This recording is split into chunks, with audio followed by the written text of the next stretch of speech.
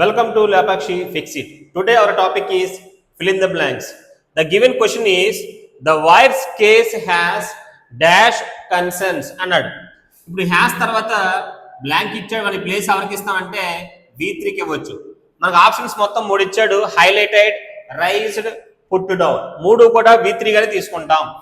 ఇది V3 గా పనిచేస్తుంది, ఇది V3 గా పనిచేస్తుంది, ఇది కూడా. ఎందుకంటే పుట్టికి V1 V2 V3 సేమ్.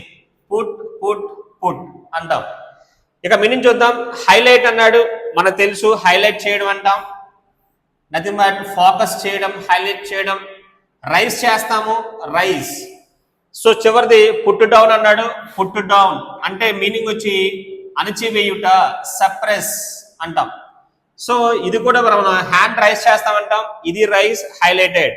ఇప్పుడు వర్డ్స్ చూస్తే పుట్ డౌన్ ఏ సెన్స్ అంటే నెగిటివ్ సెన్స్, రైజ్ ఏ సెన్స్ అంటే పాజిటివ్ సెన్స్, హైలైట్ ఏ సెన్స్ అంటే పాజిటివ్ సెన్స్. ఒక నెగిటివ్ సెన్స్ వచ్చి మిగతా 2 పాజిటివ్ ఉన్నాయి కాబట్టి మనకు వచ్చే ఆన్సర్ ఆల్ అయితే అయ్యే ఛాన్స్ లేదు.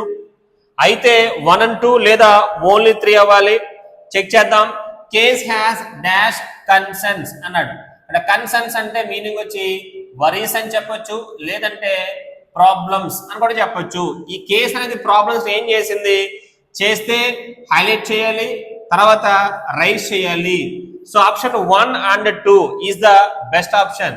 హైలైట్ చేయొచ్చు, లేదంటే రైజ్ చేయొచ్చు. Option 3 wrong. The best option is a, only 1 and 2 is the right answer.